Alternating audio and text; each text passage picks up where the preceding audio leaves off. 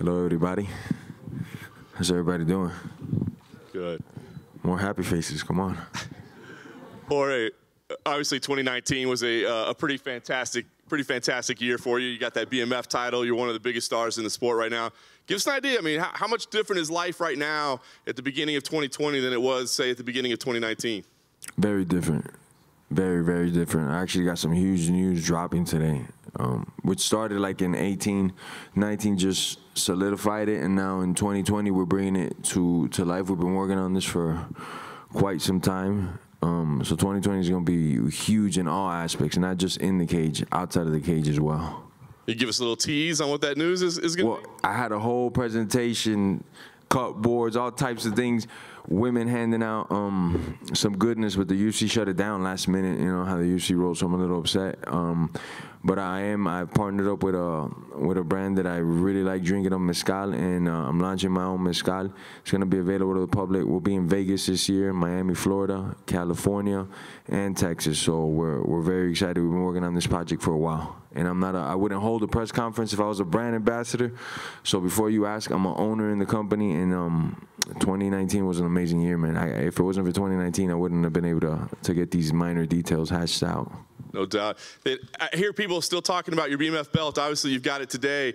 There's people out there that want to challenge you for it. I know it's the one of one, and it was supposed to be one night and done, but I got to ask you, do you ever see a scenario where you put that thing on the line against somebody? You guys know I'm a gambling man. So somebody wants this one right here, you got to put something up with collateral, something that makes me go, yeah, that makes it worth me putting this up. I'm not just going to put this up for somebody to win and me to not win nothing after I baptize them. You got to give me something if I end your ass, you know? I mean, could like financial or I don't know. It could be financial. It could be many of things, you know. Maybe certain individuals don't ever get to speak or do an interview if I whoop their ass the right way, you know, type shit like that. I work for the community, so I know for a lot of us, certain people shouldn't be talking no more. I like it. Well, listen, I'm sure you know that after you today, we'll be speaking with Kamaru Usman. Who?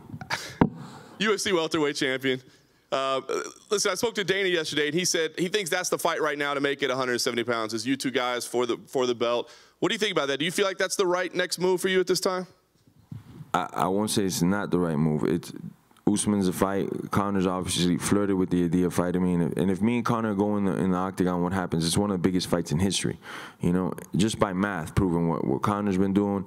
The last couple of fights that I've had, the engagement, the pay-per-views, I broke records with ESPN. So obviously, it's a formula for success. You know, somebody will always have the belt at 170 pounds. So it doesn't really matter if it's Kamaru or not. Conor's a bigger fight. Now, if Conor doesn't do his job or Conor doesn't want to fight after his fight, then we're going to take Usman's head off. So in an ideal world, if Conor wins on Saturday night, you'd prefer that fight over Usman for the belt? Yes, for a fact. We'd smash up Conor and then go embarrass his actor of Usman. And last thing for me, ideally, whether it's that fight or not, when would you like to fight again? When will we see you next? Ideally, could be April, could be June, and then after that, we'll get the ball rolling hard and fast. It's just to make sure my hands are extra 100% good. I wouldn't want to fight no earlier than April. Yes, Jorge, down here. When I asked you in New York about McGregor, you seemed a little bit more apprehensive, like you were a bit unsure, but now that's definitely a fight you want. Why? Why is that? What's changed? It's not that it changes. We didn't think he wanted to scrap in New York. I don't know what his plans are at the end of the day. Obviously, I want paychecks. I've been fighting 16 years. Going to be 17 now this year. So I want to get the most money possible. I have children to take care of. I have myself to take care of. I got many things to do, so I got to make sure that the bank account is well padded. Then after that, whatever happens, happens, you know. And how do you see the main event going down on Saturday? It's a good one. It could go two ways, you know. Cabo can make it sick. He could start grappling, wrestling, using his clinch, making it interesting. Conor, I just think, is one of the best guys off the blocks, and Cowboy's not. So that could be a recipe for disaster for Cowboy as well, you know. And, you know, Usman was mentioned before. What did you make of the title fight between him and Colby Covington? Pillow hands, both of them. I mean, I know a lot of you, the end result is this guy got his jaw broken, but he got his jaw broken because he's made out of glass. You know, Usman doesn't hit, and that's indicated in his record. I think he has 2 stoppages. That was his second one, and I give him props that on the biggest night of his life, he pulled off a second KO, and that's awesome. But if you're asking me from a technical standpoint, we're not in the same playing field when it comes to stand-up, and he knows it. That man could never look me in the eyes and say I would stand with you. He's going to immediately magnetize on my crotch and do what he does, you know, avoid the fight at all costs, but we're ready for that. And then last one from me. You mentioned that, you know, the big money fights are the ones that you want, for example, the McGregor fight. But I think a lot of people would agree that a fight between you and Colby Covington would probably bring in a lot of money. Is that fight at all on your radar? It's not on my radar. He got his jaw broken by the guy that I'm about to baptize. So after I'm done with Usman, the world will see the vast. We're not in the same playing field with the skill level, man. We're not. We haven't been since we were in the gym as kids, and we're not definitely now. But the only way I could show that is when I get my hands on Usman. So I'll just wait till that day comes. Jorge, over here to your right. You've been a fighter for a long time. You're an amazing veteran. You fought the best in the world. A lot of people wonder what allowed you to step it up to the point where you're beating the best. Before, you would beat some of the best. You'd come close. Was it the hair, or is it something more significant than that? What's made you become as good as you are now compared to, say, 5 years ago or even 10? Well, 5 years ago, I was pretty damn good already. I was beating a lot of world-class guys consistently, and I just wasn't getting this, you know? I stepped back and I did more math in my head. And by math, I mean every situation that I won or lost in, every training session, every fight, how I felt before that fight and the results that I got, I did that over and over and over, and I put a formula together of what the best me is. And I just bring forth that person every time I compete, you know, based on my own experiences and the math that I've acquired. How important is the title to you, the actual welterweight championship? It's definitely important because it says that you are the best. I don't believe it some of the times. A lot of the times it's just promotional stunts. In this case, it being, you know, I'm going to prove it. I know there's a whole world saying that Usman will this or that, and me, myself, and I saying, nah, he's not the champ. I'm the champ, and I'm going to prove it when we get in there, you know. There's a reason why he doesn't want to fight me, and he says he wants to fight a guy that's ranked under me that he already beat. He says it's a tougher fight. And how many stoppages does that individual that he's talking about have in his whole record compared to mine? You know, you guys ain't idiots, neither is the public. Usman can try to sell whatever he wants to the public, but people ain't stupid, man. You're a fucking idiot if anybody's going to believe this shit you're saying. You already beat that guy and he's ranked under me. How is he a tougher fight than me? Explain, what do you consider a tougher fight? Me breaking your face or you possibly beating him? That's what I guess he's thinking, man. As he knows his time is up. And another thing I'll say while all the press is here, Usman's coaches, they were in his corner for his last fight, sparring partners, all that stuff, is my graduating class from American Top Team. I think a lot of you might have known the Black Zillions. They're no longer with us, but they were a part of ATT. They used to be with us. So a lot of those coaches that he has in his corner right now are the same dudes that are telling him, don't fight that guy, bro. He's going to fuck you up, man. We know who that guy is. You know who you are. Fake the injury when the time comes, because this one's not going your way. And that's really the main reason why he doesn't like to address me, because he knows, man, this shit is for real. Do you think Usman is the second best welterweight out there to you? I think my boy Woodley, concentrated, not cutting rap albums, murders his ass. And I'm not even joking, man. I know a well-prepared Woodley is a fucking animal, man. Gotcha. Any idea how much longer you'll be in this game? 3 years, my brother. 3 years, counting this one as one of them. So 2023 is it for Gamebred. Fantastic. Thank you. Jorge, over here. Other side. Right here. In New York, you said you want to get your hands checked out after your fight. Is there any update on how that went? They got checked out. I won't be giving no updates to the media. They're checked out. I'll be ready to compete by April. And then I'm curious what you made of, a lot of people bring up your name to Conor, and he said the only reservation he would have is he felt there was unfinished business with Nate. He thought you got, the fans missed out on a classic fight. So I'm wondering what your take is on those comments. Man, Conor's a very violent person. If by classic it means me just whooping someone's ass to the referee that makes a living off this, says this guy can't continue no more. Look at his face, you know. I'm in for it though. I won't wait for a rematch or a fight with anybody in particular. Once me and my management decided we're going forth, we're going forth. We're not waiting for so-and-so to get cleared by USADA or somebody to have facial surgery. So whenever I get cleared, whoever's there that's available for me to fight and get the most money possible, that's whose head's coming off. Easy. Morning, Jorge, over here. After the BMF belt, there was some buzz over Nick Diaz. Yeah, I'm over here, sorry. What's up? There was some buzz over Nick Diaz. Some people have question marks over if he's good to fight. He's been gone a long time. You guys almost fought a couple of years back as well. And when you put a poll out to your fans, he was a popular choice as well. So is he still someone that would be on your radar? Would you be interested in that? And do you think he ever returns? Like I said, I'm not waiting for nobody, man. I'm not waiting for nobody to get clearances, to get in shape. And I don't want to hear no excuses either when I compete with somebody. I haven't fought in 8 years. I need a longer time. When you're ready, when you look in that mirror and you go, shit, I'm ready, man. I'm ready to climb this mountain. Call the UFC and they'll give me a call. And if my management and me decides that it makes sense, it's on. But me sitting out for anybody in particular, not happening. Especially, I just told you I got 3 years left. I won't be sitting out for nobody. It doesn't even matter, you know. Jorge, aquí al frente. Jorge, ¿cómo estás?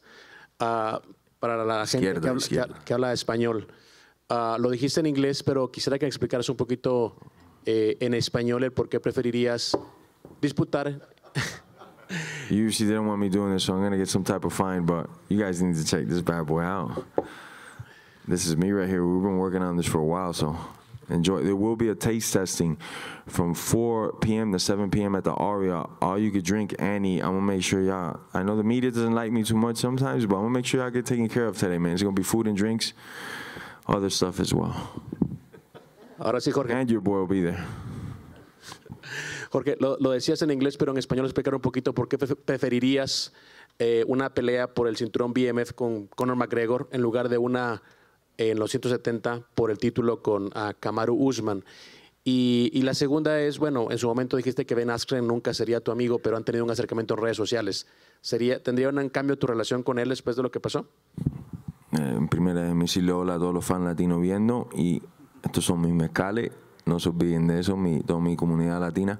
Y no es que yo prefiero a Conor, es que yo prefiero el dinero. La pelea de Usman no va a generar lo que Conor va a generar en ningún día del mundo. Esa pelea viene primero por el dinero, por meter dinero en el banco. Después de eso, el que sea. Pero si los dos fueran el mismo dinero, yo le arranco la cabeza a Usman porque es una pelea fácil para mí, estadísticamente. Y lo de Ben Askren, yo siempre lo he dicho, nunca he sido nada personal, todo negocio. No seríamos amigos tal vez, pero yo no le deseo nada mal.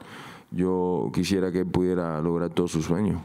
La última pregunta, ¿por qué pensar en el retiro en 3 años ahora que estás en tu mejor momento? Llevo 16 años, voy para 17 ya este año peleando, y yo sé que ya a los 39, 38 años ya es todo lo que yo quería hacer en esta fase de mi vida, lo voy a lograr hacer para esa edad, y ya no va a haber más nada que hacer. Ya les he dado en ese entonces ya 22 años de combate al mundo entero. Yo creo que hice mi deber. Jorge down in front. I'm just curious, since November, what's kind of the baddest motherfucking thing you've done? We couldn't discuss, there's cameras here, man. We couldn't discuss that shit. You want me to go to jail, man? And then for the mezcal, you do the worm or no worm? I do the worm. I love the worm. It gives a nice silky taste. It's both of them a little smoky, but the worm gives it a little bit less smoky taste. I love it with the worm. And then you eat it after for like 8 years of good luck, so. Jorge, over here, MMA, the term MMA has the word arts in it. It's described as an art by some, but you seem to use the word violence a lot to describe what you do. How did that come to be? Why do you use that word? I would say it's like beautiful violence, violent art, something like that. Because it's definitely art. I got to think of a move that will work well to land against you, and then I got to display it on your face for the whole world. So I'm definitely an artist. We're all artists in there. Just we come from a very violent place, I would say. Using violence, do you think that helps your brand, your image, promote yourself? Using violence in the cage, I'm not saying for regular people to be violent and stuff, but in my world, the most violent I am is the only thing that separates me from the next person. Because maybe you are, but most people here is only paying for violence. they're not paying for this talking stuff. They're not paying for me to post pictures of what I'm eating or how strict of a lifestyle I lead. They're paying for one thing. On that Saturday night when they want to just let their mind go and just be entertained and have fun, they're paying for violence and nothing else. And if you think otherwise, I guess we're looking at it different. But the more violent I am, the more people love it. And if you don't believe me, go look at that Ben Askren fight. It's a little long, so you're going to have patience, but you could tell in there, people just love violence, man. They just want to see that. They want to see people get hurt. I'll oblige them. I'll do it. And lastly, the salsa dancing that you did as a child, how did that impact you in the octagon? How has that, do you think it's improved your skill set? I wouldn't know what it's like not to have those, I guess, skill sets, because it's just like it's a cultural thing, you know. We're at a party since a young age, and you learn how to dance, and then your parents are dissing you, like, oh, you don't got those moves. You come back like 3-4 years from now. So I just grew up doing salsa or bachata or something. So that just I ended up in that tournament. Wasn't that many competitors. I'm not gonna take that much pride in it, you know. But I won, and it was fun, man. I love to do it. It definitely helps in fighting, because fighting is rhythm, it's patterns, it's setups, it's putting traps, and dancing is all rhythm, so it definitely helps you out tremendously. Boy, right in the middle. What do you make of Conor at 170? Do you think he's kind of out of his weight class fighting at 170? He has some gifts, I think. His power won't be out. If he touches anybody at 170 with a good, clean shot, they'll feel it. You know, they won't be like walking through him. Strength-wise, he might be oversized, you know. He could be. I haven't seen yet if it's really developed into his body at 170. And we're not going to see that with Cowboy, because Cowboy's not a physical guy at 170 taking guys down and grinding them out.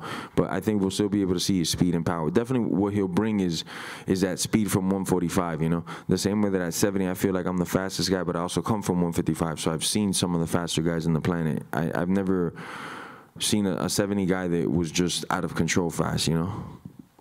Raider Stadium is opening up, and I know you're not waiting for a fight, but what would a fight with Conor at Raider Stadium mean for you? Oh, it'd be huge, man. How much? 60,000 people, I think it's or something like that. It'd be huge just to break the box office there and pop that cherry would be huge, you know. I mean, I'm not waiting for nobody, but if contracts are signed and the right money's in front of me, yes, I'll wait for an event like that. Fight week, international fight week or something like that, but a contract would have to be signed, things of that nature, you know. That's what I mean by not wait for nobody. I'm not gonna hope that somebody's in shape by November of this year and then maybe I get a fantasy fight. No. Things have to be signed in place. People don't show up to fight, well, you gotta still pay me type shit, you know. Last question. I know you're not waiting for anybody, but if the opportunity were at the same time to either fight Kamaru Usman for the title or Conor McGregor, which would you choose? Is it a money thing or is it a title thing? Okay, like I've said, it's a money thing, right, at first. But if I'm getting paid in food for the both of them for some reason, right, and it's the same food, I like Conor, what he does in the ring. I like all the eyeballs he's brought to the sport. I like him more as a person. Usman, I can't stand him, man. I can't stand that dude. I'll be honest with you, so I'll pick Usman all day. But it's business, right, always, especially for me.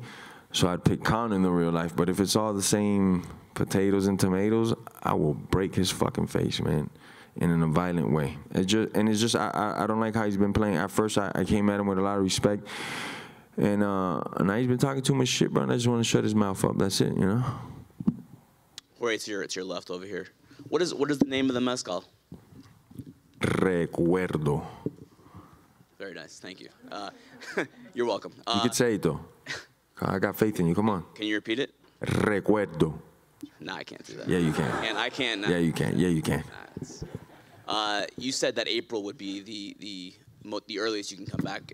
Conor said yesterday that March is something that he has on his radar if he beats Cowboy quickly on Saturday. Would March be too early for sure for you? We'd have to talk. I have a firm behind me. I have coaches behind me. They know as well. They would just say yes or no, you know, and then whatever they would say, I would do. We were thinking April, but if the chips fall into the right place, maybe yes, maybe not, you know. We're not in a rush either. Any talk about going into the cage maybe if Conor wins on Saturday? You guys do a little face-off, anything like that? Nah, I'm not doing that. That's that man's spotlight. Whoever wins that day, I'm not the type of dude to jump in the cage or try to steal his light. Let him have fun and enjoy his night, man. I'm just there to watch as a spectator. And as a fan, bro, I love fighting, man. You said that if you were to put up the BMF belt, Conor or someone else had to put up something else in exchange. So, perfect ideal world for you. What would Conor put up if that belt's on the line? This one here in particular? Yeah. I actually gifted this one to my father, so he's very fond of this bad boy. We actually have to ask him permission to take it out.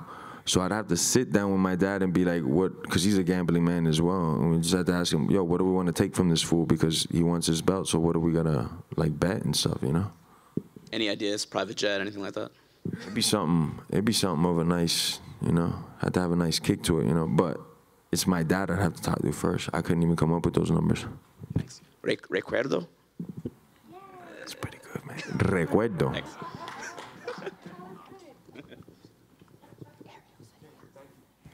Thank you guys for coming out. 4 to 7, Aria, drinks on me, and I ain't even fucking around. Drinks on me, everybody.